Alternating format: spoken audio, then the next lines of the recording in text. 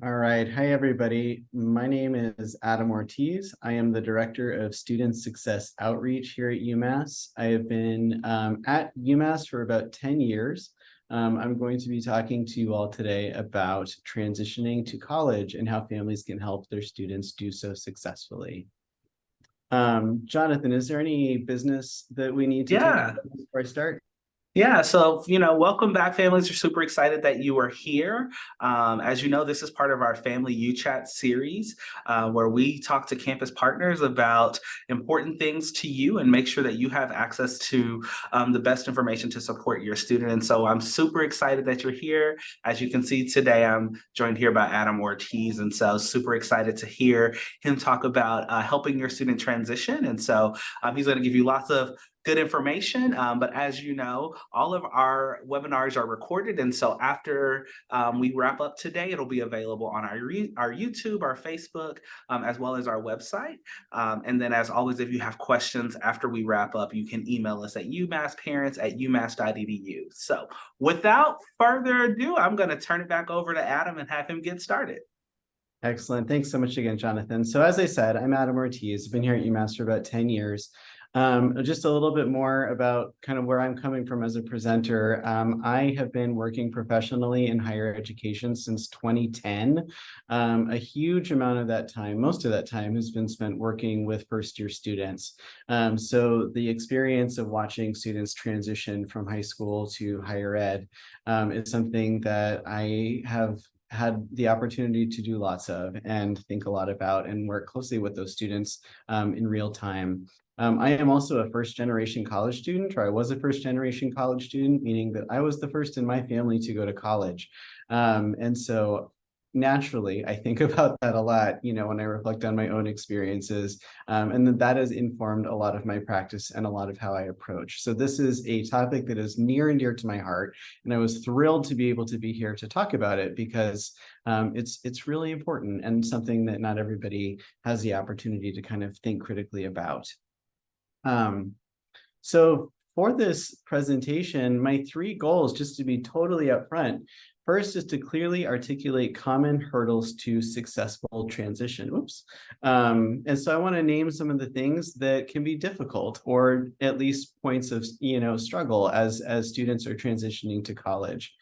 The second is outline strategies that families can use to help their students successfully transition. So when confronted with some of those hurdles, when confronted with some of those challenges, what can maybe we do to offer some support? And then three, provide some tangible resources that families can utilize to help their students successfully transition. UMass is huge. There are so many offices, so many staff doing great work. And I want to be able to leave you all with at least a few kind of next steps, things to check out, things to mention to your students as they're beginning the process. My caveat to that is I can't name every single one of them because again, there are so many, but to at least provide somewhat of a guidepost, I think will be helpful. So to start off, the big important question really is what is a successful college transition? If we were all sitting together around a large table having this conversation in person, I would love to hear your thoughts on what you feel like constitutes a successful transition, either based on personal experience or just your experience with transitions as a whole. There's a lot of similarities, no matter what transition sort of looks like to you. The standard definition that we tend to work off here really is that a successful transition is the process of adjusting to new academic, social, and personal demands of college life. So thinking about those three sort of spheres, the academic, the social, the personal, all of them are connected, all of them are part of a student's life. They may not be fully encompassing, but they really are those kind of large buckets. And what this could look like really is managing time effectively, developing strong academic skills, getting involved in campus activities, building relationships with community members, that being professors, peers, staff on campus, etc., and taking care of one's physical and mental health. The second question is, why is college transition important? Beyond what feels like the common sense answer of these are your students, these are people you care about, you want them to be successful. There's a lot of data that clearly articulates that college transitions, when they're successful, lead students to graduate on time with good grades, find a job, and or get accepted into graduate school when the time comes, and ultimately feel satisfied with their college experience. Those are three things that we want every student to have, to feel like their time here was worthwhile, to set them on a track for a really positive future, and ultimately to have that academic success that they are coming here to experience. And then how can families help their students successfully transition to college? That is what I will be talking about here. I'll also say with the Q&A function, anything that I talk about that you'd like to hear more about when I finish presenting, I'm happy to speak to. Also, if you have any other kind of contributions, good ideas, you know your students better than anybody. And so a lot of what I might say could be individualized to fit their particular needs, their personalities, and would love to hear your thoughts on that as well. So the first thing, again, common challenges of college transition. So again, named the academic, the social, and the emotional as being core components of college transition. These are things that also have challenges associated with them. Academic challenges, these are really common things that students will often experience in their transition experience. Excuse me. Using the word experience so much, I'm starting to trip over my words. So the first is increased academic rigor.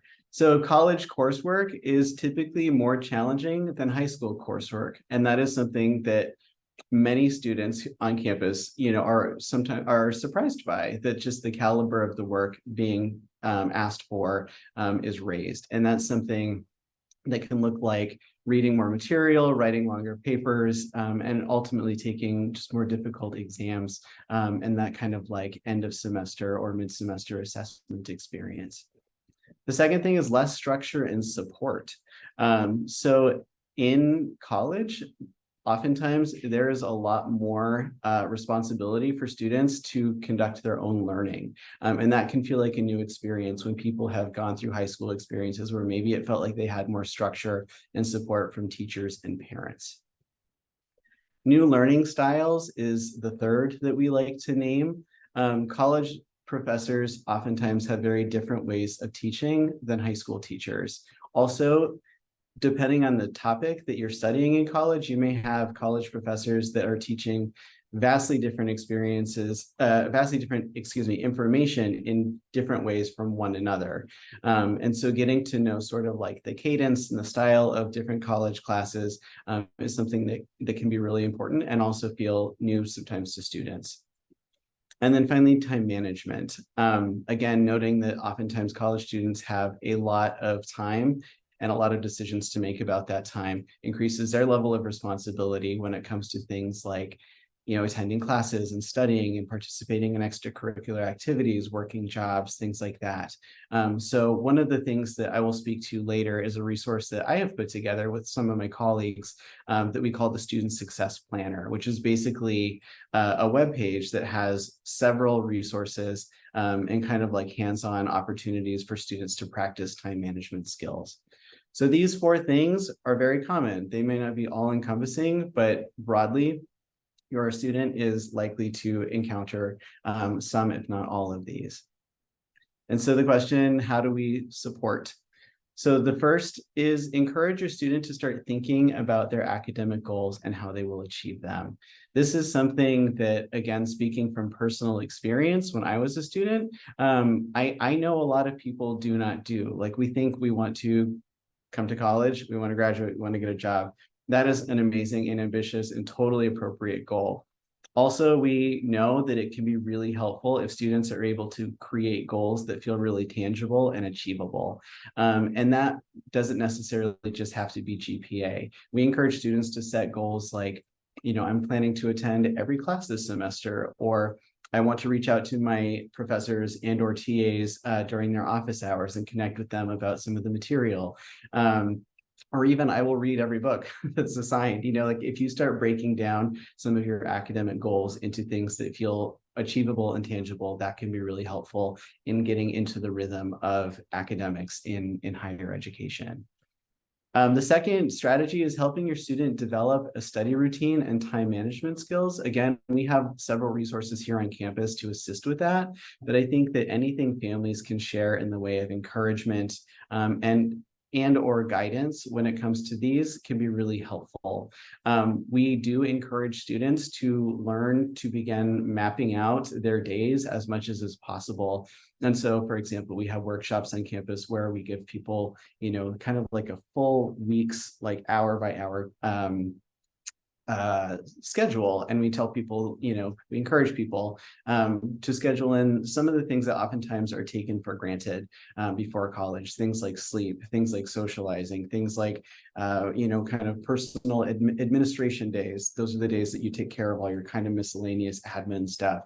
And then, of course, studying is something that's really important. So not just putting your class time in, but also putting in, deadlines and exam dates and things like that. And then making sure that week to week folks are building in, again, that time to really sit down, to read, to study, to make sense of the material. Just having that conversation up front can be really helpful for students. And then encouraging your student to reach out to their professors or staff when help is needed. Something that I have experienced quite a bit in my career in higher education is a student coming to me because they are really struggling in class, and that is something that is very common. It is easier to work with when we are earlier in the semester, as opposed to, for example, 3/4 of the way in or something like that. We have found out before, that students, for example, didn't have books well into, the semester, and that was a real hurdle to their succeeding in the class. So if your student is struggling, whether it's with the coursework or the logistics of the coursework, or anything else related to what feels like a successful classroom experience, sometimes just talking to the professor in and of itself can clear up a lot. Again, many courses have TAs that can be really helpful, or just, again, any kind of staff member, whether it's an academic advisor or somebody from my office in student success. Ultimately, we have a huge network of faculty and staff here on campus, and all of us are pretty well connected and happy to support students as needed. It's really helpful when we know that need is there. So I'll move on to social challenges. These are those things outside of the classroom that can feel daunting. Just to kind of name it, the first one is making new friends. I think for a lot of us, when we first go to college, we have the sense that we're surrounded by peers, we're surrounded by people who are having similar experiences to us. And yet, when it comes time to make new friends, that can feel really challenging and sometimes overwhelming. And so, particularly for folks who may, like myself, not be really outgoing, this is something that again presents a challenge, and we'll talk a little bit about some things we can do to kind of help ameliorate some of this. The second is homesickness. So many students miss their families and friends from home when they first go to college. That makes sense. Even if college is going wonderfully, just that transition, that adjustment to new college life, to new social circles, can be a heavy thing for folks to carry around. Feeling overwhelmed. College students have a lot of new experiences, a lot of new responsibilities, and all of this can and often does feel really overwhelming. Again, even on the best of days, the best semesters, it can feel like a lot to manage all the things that are happening. Feeling pressure to succeed. Lots of college students come from high schools where they performed really well, and wanting to continue that sometimes can feel like a lot of pressure. Or even if they're coming from a high school experience where they didn't necessarily perform well, there is likely to be that aspiration and the pressure for that, given everything that I named before. The newness of what it's like to be in a college classroom can be stressful and lead to anxiety and sometimes depression. All of these are very normal things. I want to keep reiterating that if your student is going through any and or all of this, it is very common. And then just adjusting to a new culture, another thing that can contribute to that sense of overwhelm, of anxiety. For many students coming to UMass, or a school as big as UMass, oftentimes they're interacting with people who come from cultures that are very different from them. higher ed as a culture is its own shift for many folks. UMass, you may be coming from a different place regionally. All of it contributes to the sense of newness and sort of like the need to create a new home, where a lot of stuff feels very different and out of sync, from how it may have felt given the place where they're coming from. So in thinking about ways that we can support students through some of the social challenges, the first is encourage your student to get involved in extracurricular activities and meet new people. One of the things that I really, really appreciate about UMass, I feel like no matter what kind of niche interest you have, students are often able to find others who share that same interest. And a place that we encourage people to go, there is a website at UMass called Campus Pulse. And Campus Pulse basically holds information about all of our registered student organizations. So there are thousands of student organizations on campus. And if you go to Campus Pulse, which you can just Google or find via the UMass webpage, ultimately you can search by topic, you can just browse them. And on Campus Pulse, you'll find information about the different student groups, where they meet, if they're currently active, their contacts. So for example, if you're really into poetry, you can join the poetry club by reaching and finding out, when maybe they have an upcoming meeting and kind of where they're going to be. Campus Pulse also has a calendar of all the upcoming student events. So if you have a student who's interested perhaps in even just going out and kind of like testing the waters of different social groups or different student groups, they can attend, any number of programs, events, and just opportunities to connect with folks. A lot of students, and this is something that is happening with a student that I'm currently working closely with, find a lot of camaraderie and connection via campus jobs as well. We have a whole campus job board where students can go and find different opportunities that are on campus, and a lot of people meet their folks there. And so just encouraging people to get out and keep trying can be really helpful. Help your student develop good communication and conflict resolution skills. Like that's advice that probably every single one of us in college or not at any point in our lives would benefit from, right? And it sounds easy to just say, develop good communication and conflict resolution skills. So I know that that is a really big ask. And so what I put here is to utilize ResLife resources, maybe as a starting point. So if you have a student that is living on campus, they will in their first year have a resident assistant, which is an undergrad student who has been trained in communication, in connection building, things like that. And your student can and should utilize that person. Also, first year students have access in their halls to peer mentors who are also undergrad students. And really their focus is helping students transition to the university in different capacities. And they're there to really assist with whatever comes up for students as they are making that move. There are also live-in staff members in each of the residential complexes. And so, if I put conflict resolution here as an example too. If there's something going on between roommates, if there's something going on in a hallway, if there's anything that feels like it may just be kind of off and necessitate some extra attention from somebody who's been trained in things like communication and conflict resolution skills, that is a huge part of the ResLife staff members' jobs. And they should all know who their resident assistant is as they move in. And if not, they're welcome to, again, reach out to our office. I'm happy to share out my email at the end of this presentation. And then the third thing is encouraging your student to reach out for help if they are struggling socially. Similar to the academic component that I spoke about a little while ago, it's really helpful to know early on if a student is feeling isolated, if they're feeling alienated, if they're just feeling lonely.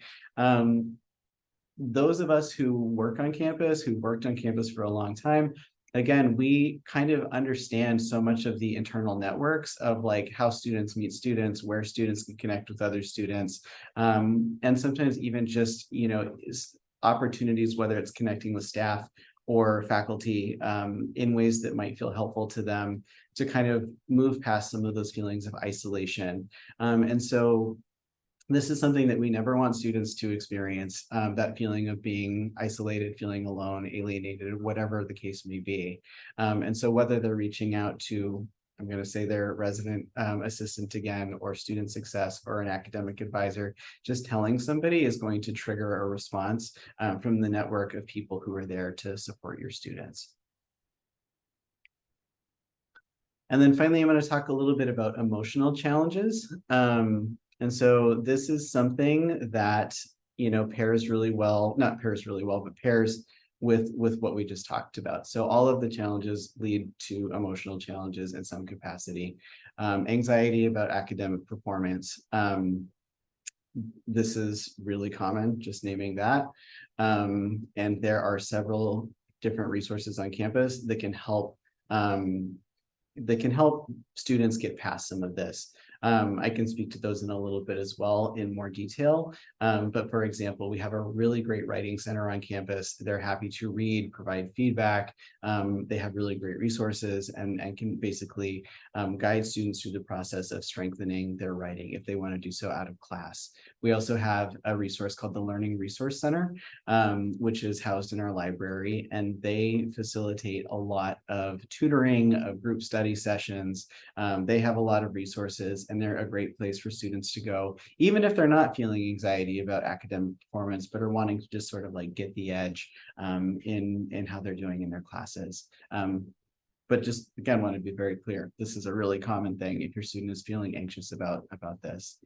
Stress about finances, this comes up all of the time. One of the things that I do in my role, I oversee our campus's peer financial literacy program. So basically we have 8 undergraduate students and a grad student, and their job is to connect with other undergraduate students on campus and help guide them, help teach them, help support them as they are navigating their own finances, learning about personal finance, and really understanding the way that UMass finances work. I'm going to share out the information. That group is called Smart About Money. And this is something that, again, is very common, the financial stress, and for families as well. So that's something that we want to be attentive to.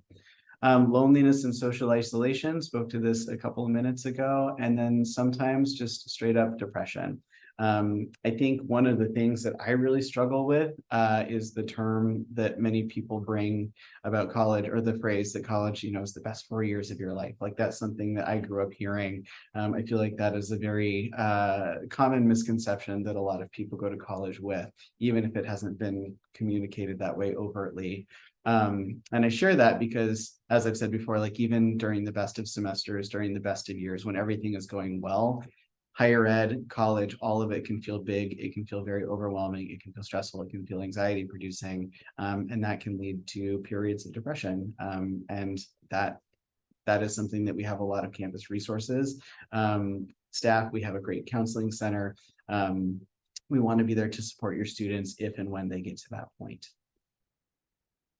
Things that you can do as family members to support students through some of these emotional challenges. One is be supportive and understanding, and let them know that this time might feel difficult at times. My personal opinion, I feel like some of the best conversations I've ever had when I was struggling with something was just somebody listening and nodding and affirming and reassuring me that whatever was happening is normal and okay. Sometimes just holding space can be really, really helpful as a student is processing and making sense of what is happening for them. Related to that, encourage them to talk to you about their feelings. I am a parent of a 7-year-old, so I don't have a college age student yet, and I have not yet had that experience.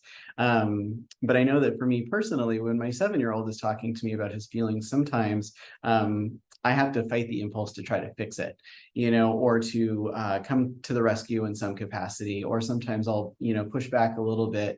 And so I've had to be really, really, really intentional in my own interactions to sometimes just create space again for him to name his feelings, to talk about his feelings. And I think for college students, that can feel really, really helpful. And then the third thing is help them to develop healthy coping mechanisms. Clearly, college has a lot of negative coping mechanisms associated with it. And that is what we are hoping to kind of push back against as students are figuring out what helps them de-stress, what helps bring them calm and ease. There are clearly those things that feel like the immediate relief, immediate, like whether it's smoking cigarettes or drinking alcohol, like I think a lot of students are kind of led into some of those coping mechanisms via the stress and anxiety they may be experiencing just in student life. And so we want to help them develop coping mechanisms on campus. We have a great rec center. We have lots of folks doing great wellness initiatives on campus. And I think anything that families can do to also encourage students to find ways to process, to connect with people, to kind of mitigate stress and anxiety via those kind of like more lasting healthy coping mechanisms, whether it's sleeping appropriately, exercising, moving one's body, stuff like that, is really helpful. Encouraging them to seek help if needed. I think this is the third time that we've talked about this, and I'm just going to keep naming it. Asking for help. We have so many staff and faculty on campus. All of us work here on campus because we like students. We like interacting with students. We want to help students. And so I have heard students share before that they were hesitant to reach out because they felt like they were quote unquote bothering whoever they might be reaching out to. And I just want to name that I really hope that we can create conditions so that students don't feel like that. This is why we're here. This is why most of us went into higher education, is to really provide support when needed. And if a student reaches out sooner than later, all the better. And then you staying in touch regularly, being present for your student. This is something that I know is very personal when it comes to families. Some families, and some students want to create the sense of independence and separation, and that makes sense. Some folks are in touch all the time, and if that's right for you and your families, that also makes sense, and that's excellent. But I think being present for your student and staying in touch, at least on a consistent basis, can be really helpful as they are navigating their own transitions, and again, just making sense of college life and who they are at this particular moment in time. Some additional tips for all of this: balance trusting their decisions and providing guidance. This is hard, right? Because students who are traditionally college age are legally adults, and yet they're so new at it. Again, I have a 7-year-old, and I always think about this for some reason in the context of swim lessons. My son started swimming about a year ago, and it was really hard for me to watch sometimes because there is a safety component to it. It's something that comes very naturally and easily to me. And yet it's a skill that he did not have, and so to use probably not the greatest metaphor, I had to be really intentional about allowing him space to take some risks as he was learning how to swim, and also provide guidance and support and cheer him on, and sometimes note when things maybe didn't look so great. And I don't think it's wholly different from any other kind of skill, learning how to quote unquote do college or to succeed in college. So anything I think you can do to kind of find that balance intentionally between trusting them and providing guidance can be really helpful. Be available for understanding and support when needed.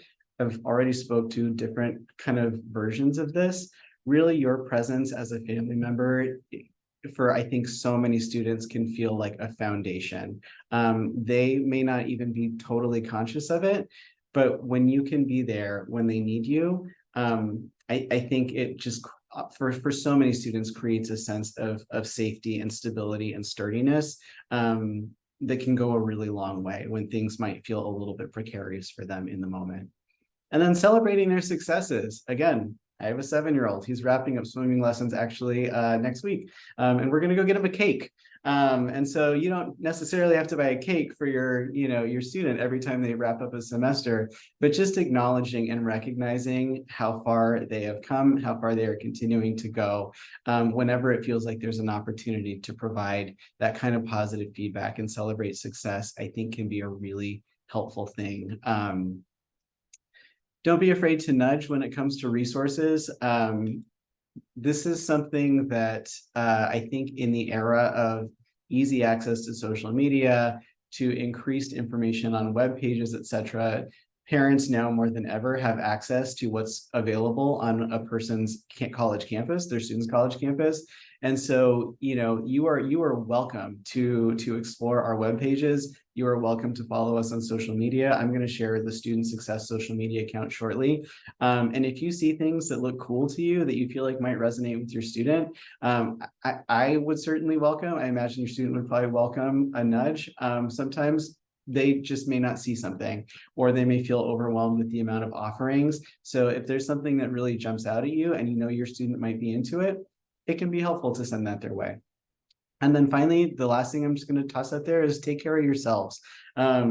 This is a really big experience, particularly if this is your first child or your first, family member going to college. And that is a big transition for you. And I just want to create space to honor and acknowledge that in addition to your student transitioning, it's also a transition of sorts for you too. And so taking care of yourself, and doing what you need to do to, again, provide that sturdiness, that stability, and being gentle and kind with yourself. I think all of us as family members benefit from doing that as much as we possibly can. So the last thing I'm going to talk about is student success. I said that I was going to leave you all with some tangible resources. So student success is an office here on campus. I am one of the directors in the office. Again, this isn't a fully comprehensive list of all the wonderful stuff that students can access on campus, but this is a snapshot of the work that my colleagues and I do very closely in our work with students. So few things to just name. We have a series of workshops each semester called the Success Toolkit series, which is focused very much on helping students cultivate academic success skills. So things like time management, like taking tests and exams, like mitigating some of their anxiety when it comes to all of that, when it comes to note taking, how to read, those things that a lot of times folks take for granted are actually really learnable skills. And so we put out each semester a full workshop. Every month there's different workshops focused on these particular skills, and they're available to all undergraduate students. And we encourage folks to just, at the start of every semester, make a list of what might look interesting and put them in their calendar. It's pretty easy. And the majority of the students, when we ask them after the fact, note that they have found it to be helpful. I mentioned before that I oversee our campus's financial literacy program. It's called Smart About Money. Students, we just refer to it as SAM. Students helping students, students supporting other students, students being there for other students is really kind of the vibe that SAM brings to the community. So they do one-to-one coaching. So if you have a student who wants to learn more about any particular finance related topic, they can connect with a coach. If they want help filling out some kind of paperwork, they can connect with a coach. If they want to know more about who they should even talk to on campus about getting help related to finances, our coaches are very well connected. And again, they're really committed to supporting their peers. If there's a topic that your student brings to a coach and they don't know about it, they will find the person who does, and or go looking for that information themselves. And that all of what I'm talking about, I will share out how you and or your student can access these resources. Smart About Money also does campus-wide presentations. They have a really great social media account. They post every single day, and they have drop-in hours also. And all students can basically request or schedule coaching sessions as much as feels helpful to them. Residential academic programs. So you will hear a lot about residential academic programs as you're exploring First Steps at UMass. They are first year communities where students can live and take courses together, and they are fantastic. We have so many anecdotes of people who beyond UMass have stayed close with the other people that were in their residential academic programs or RAPs. We just updated the RAP website. So if you want to learn more, I will share how to get to that shortly as well. But this is something that we strongly encourage, that component of living with peers, taking classes with peers, processing information with peers. It just kind of creates a community within the larger community, and that can be really helpful to folks. The student success planner I mentioned before, I really love time management. It's something I was horrible at when I was younger. As I've gotten older, it's become something that I actually really love to talk about and really love to process. And so we created this online resource where students can go and find several different ways to kind of up their or increase their time management or time management skills. And then our office also provides a lot of focus and support when it comes to transfer students and first generation students. So if your student is transferring from a different institution, we have a transfer success seminar they can take. We coordinate National Transfer Student Week each year. We send out a monthly transfer newsletter. All of it is intended to provide transfer students with different resources and kind of guidance for how to really connect with the community once they get here. And similar for first generation students. As I said, I was a first generation college student, so it's an identity that is near and dear to my heart. And we coordinate monthly newsletters. Next week is actually First Connections Week, so it'll be a week-long celebration. Every single day we're coordinating some different first gen initiative, event, or program. We have really cool branded giveaway items. We have a very robust first gen page that unpacks what first gen identity is and ways that people can connect it with other first gen students on campus. And those are populations that we really like to spotlight in a lot of our work. So in terms of some of the kind of tangible ways to stay connected or next steps, we like to tell students, and this is also true for families, you can email us with questions at studentsuccess@umass.edu. If you feel like there is a question that you cannot find the answer to, we can connect you with the person who will be able to answer the question. And sometimes that can range from like, how much does parking cost? To, I need to know who my academic advisor is and how to connect with them. Whatever the question looks like for your student, they're welcome at any point to reach out to that email address and they will get a response, a timely response. And again, if we can't answer the question specifically, we will connect them to whoever can. Students, and again, you can follow us on Instagram for loads of resources. We post pretty much every single day at Success UMass via Instagram. We post about all of our events, everything that I just spoke to, Smart About Money, the Toolkit series, all of our first gen initiatives, all of the things that Student Success does. At the start of the semester, we pre-populate a spreadsheet to make sure that we are comprehensively covering all of the topics and all of the resources that either our office puts out or that we find particularly useful coming from other areas on campus. We very, very much want students to know what's out there. And we try to be really thoughtful and intentional about how we sequence what we put out. And so we hope that students will follow us. Again, we hope that you will consider following us if that would be helpful as well, just to, again, have a sense of what all is there. We, again, just want people to know that we can provide direction and support for pretty much any issue. We are here, our title is Student Success, to help students be successful. So with that, I'm happy to answer any questions that may have come up in the Q&A or anything since that was a lot of talking, and I am grateful to you all for bearing with me.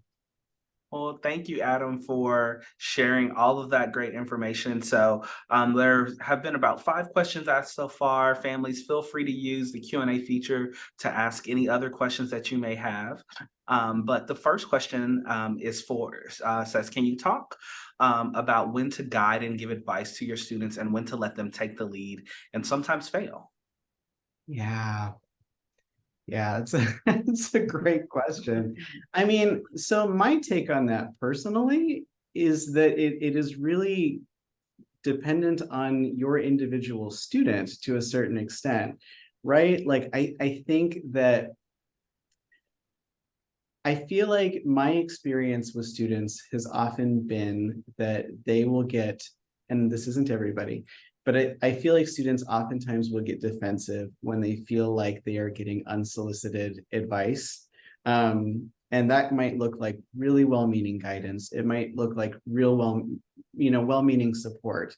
But if they feel like they're in a good groove and they feel like, they kind of have a handle on things, I think I would probably take a step back at that point.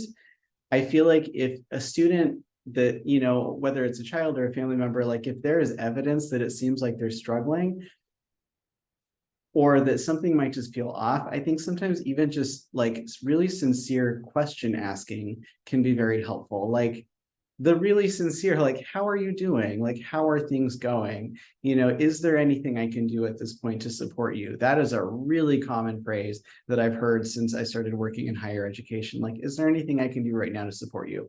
And I think that from a family member to a student, that can be really powerful.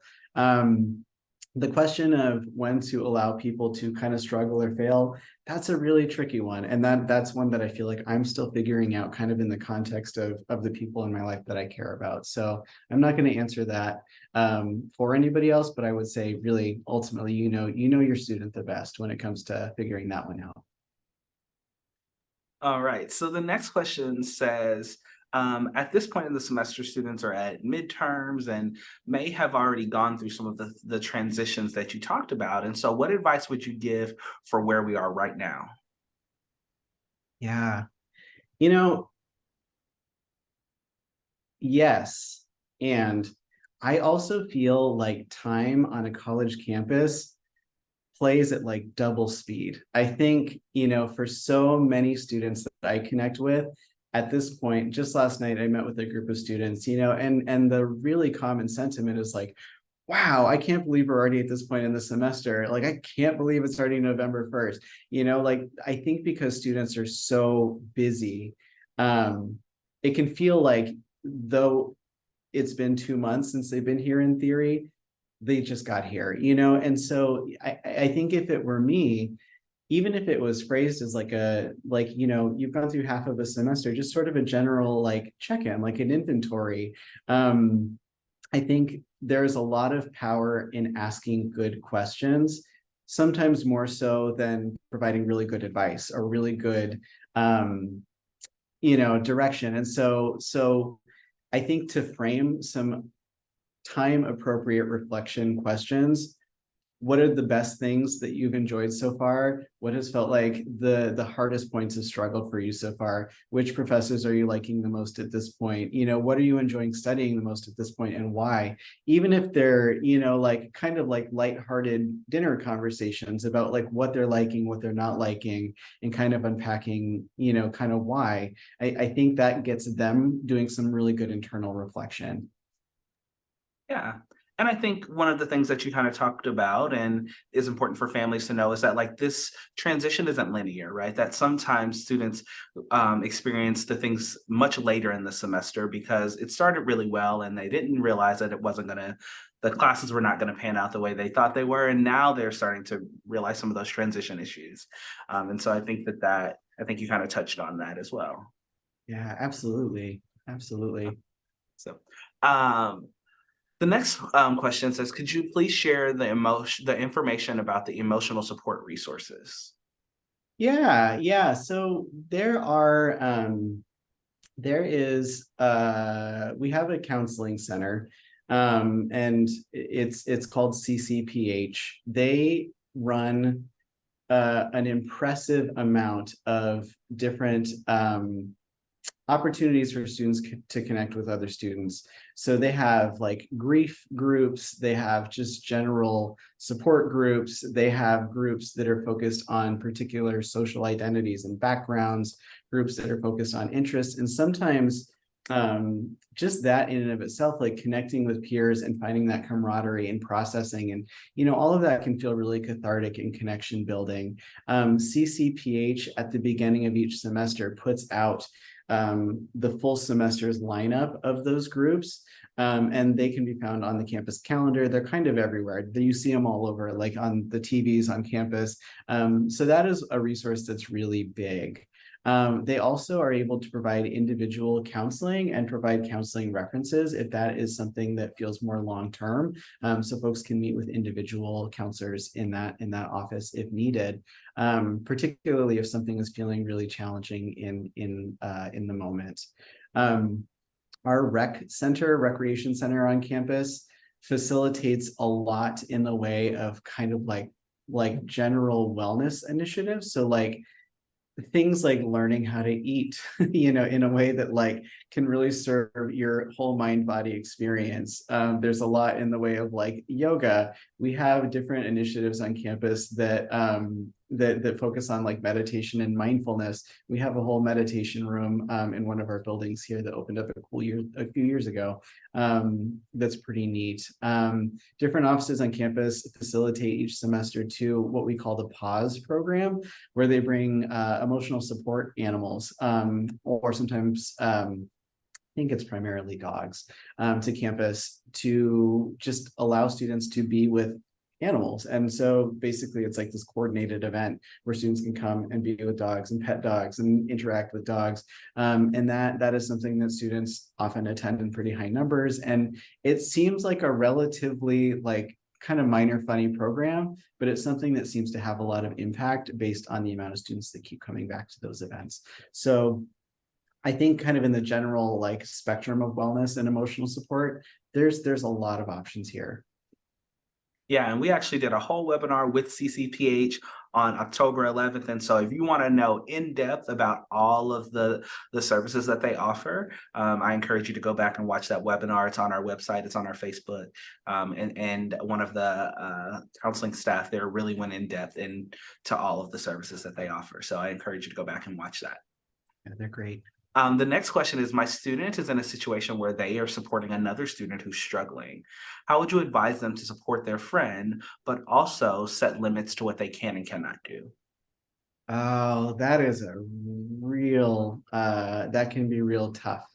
And that happens, right? Like being a good friend, being a good neighbor, being a good person.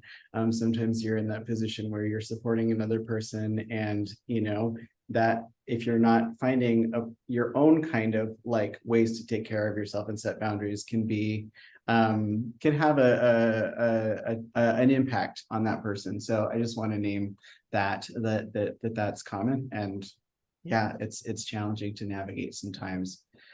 I think, one of the things that I have seen come up a lot when something like that happens is that sometimes, a friend will be supporting another student and it feels relatively low level. Like you might have a friend who's just struggling with some homesickness, or, going through something that feels, relatively low level, but then it can grow.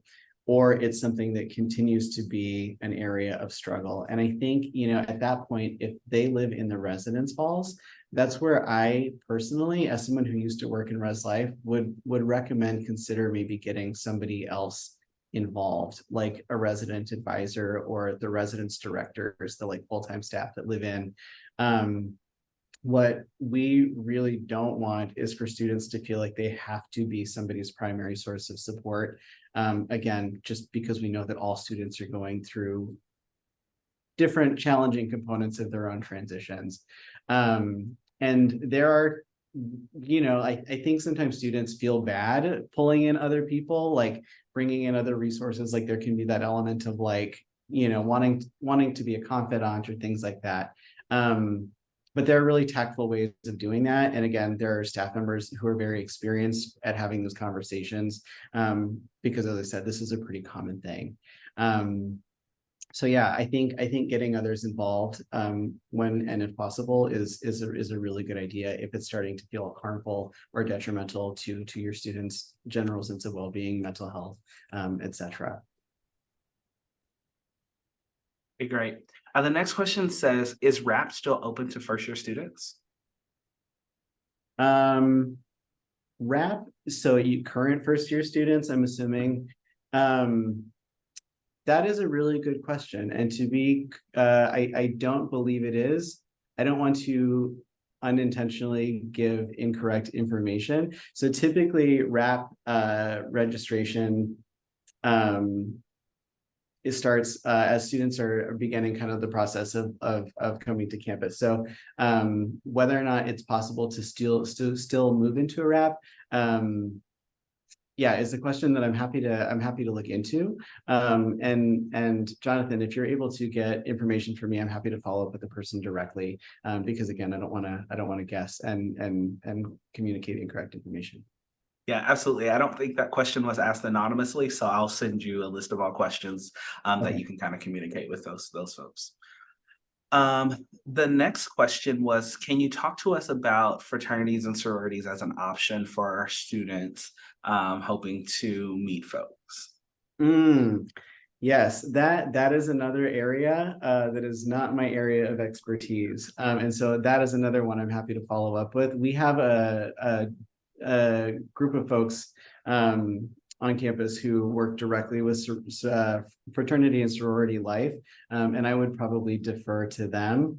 And I'm happy to find the most appropriate contact for those folks. It's just not something I have a ton of direct experience with.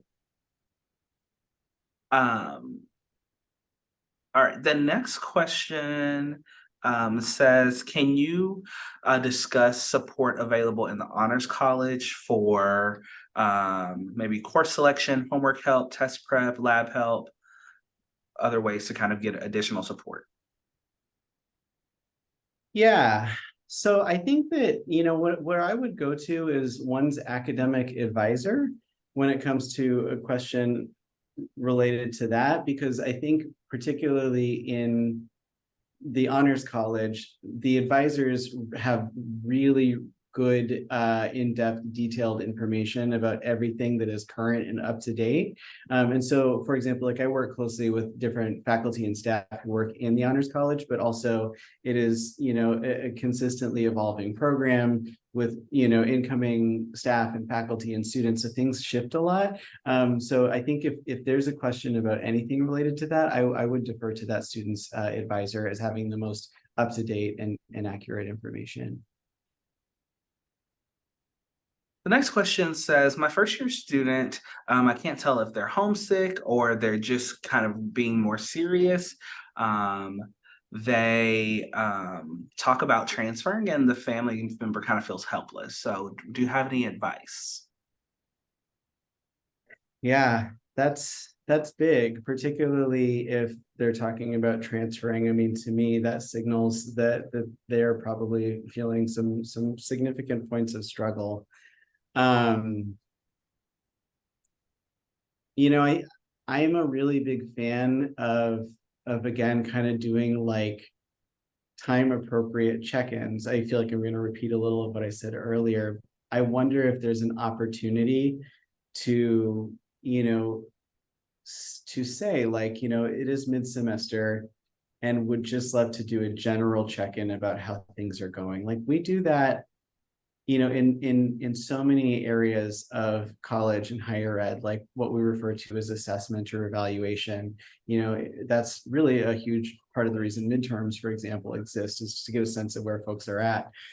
And so I think if it feels like the dynamics are possible to bring your student to a place of like, we just want to check in about how things are going, and you feel like you can phrase questions in a way that feels really sincere and earnest, about the things that are going well and the things that are not going well, that might even help them start to kind of illuminate and unpack for themselves, where they're at.